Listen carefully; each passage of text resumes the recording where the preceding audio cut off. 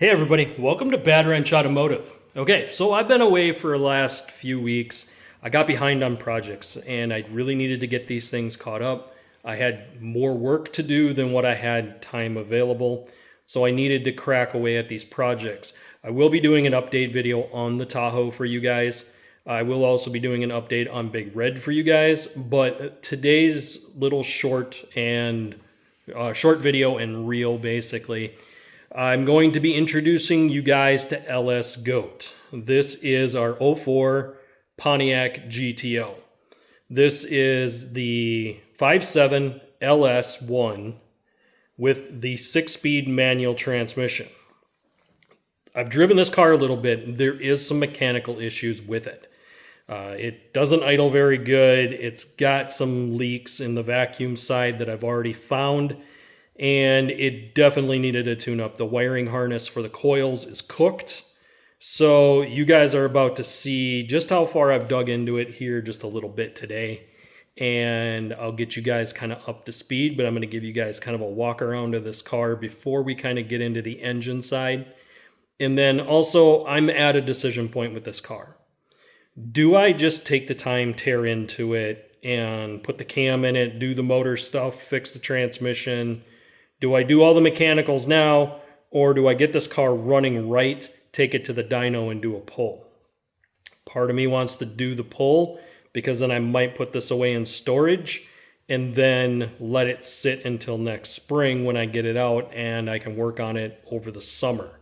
So that's been kind of what I'm kicking around. I might put a poll up for you guys to vote on. So please go over to Bad Wrench Automotive, look for that poll if it doesn't show up in your feeds. Let's go ahead and do a quick walk around of this car so you guys can kind of see LS Goat. So here it is, LS Goat. We do have some damage stuff that we're going to have to fix. There's a little bit of bumper damage here. The hood has a gap on this side, so I have to decide if the pillar is pushed down. If it is, I'm going to have to take the bumper off, put a board up, and jack that pillar up to get that to level out the way it's supposed to. That may be a repair that we're going to have to do. Again, I'll talk about the motor here in just a little bit. The car is pretty clean though. There is some damage. We do have some nicks in some of the rims that we're going to have to fix. There is some minor body damage stuff, paint issues that we are going to have to correct. And we do have some bumper damage on the rear too that we're going to have to straighten out or at least touch up. This spoiler is broken. I do have my other one laying over there that I've already ordered. But we've already done the interior LED upgrade. So we've already done LED upgrades in this car. As you guys can see, got a nice bright red. This looks really, really nice at night. And again, like I said, this is the 6-speed manual. So this car is very wicked to drive. The only thing is, because of the misfires that it's having, the engine is a little doggy. It also holds idle for a long time after you've let off the gas. And some of that was, I found vacuum leaks here and here. I'm not too concerned about this throttle body. I already have a BBK 80mm coming with new sensors. So that part of it, I'm not concerned with. We're already going to change that out. Not a big deal. The 80mm allows me to put that on there without having to do the tune. If I go to a 90 or 92mm throttle body and I do a fast intake, I will have to tune this car. Part of me wants to get the baseline before we do anything, because without the baseline, we're not going to know the starting point. And I would like this car to be north of 500 horsepower. I don't want to get too far beyond that because the drivetrains on these cars, it is notorious for blowing up transmissions if you start pushing 800-900 horse. You also have rear axle issues. The axle shafts can snap or it'll blow out the differential. So I don't want to be at crazy horsepower. My point here is if you can't put the power to the ground, you're not gaining anything. If all you do is spin the wheels, you're not going to win a race that way.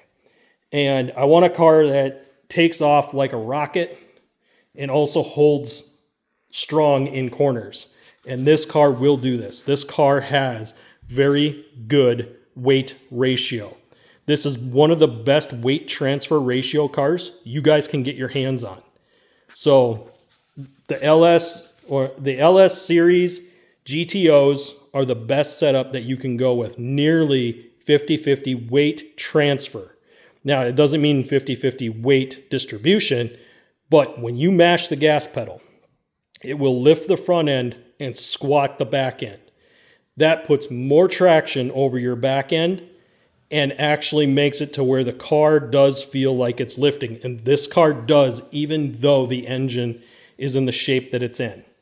And I got a bad harness on each side with the coils, so I can't put this back together until I get that new harness.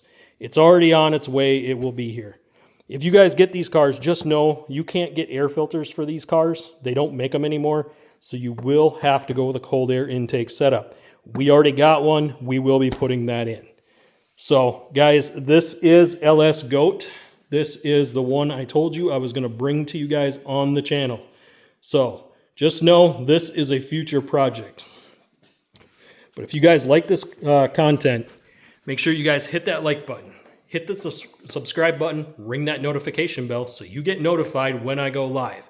My times are a little bit more sporadic now, so I will be trying to upload in the evenings, but it's either going to be reels or pre-records, and I'm only going to do like one live probably a month. So I'm not going to do lives as much. But guys, as always, I'll see you on the next one.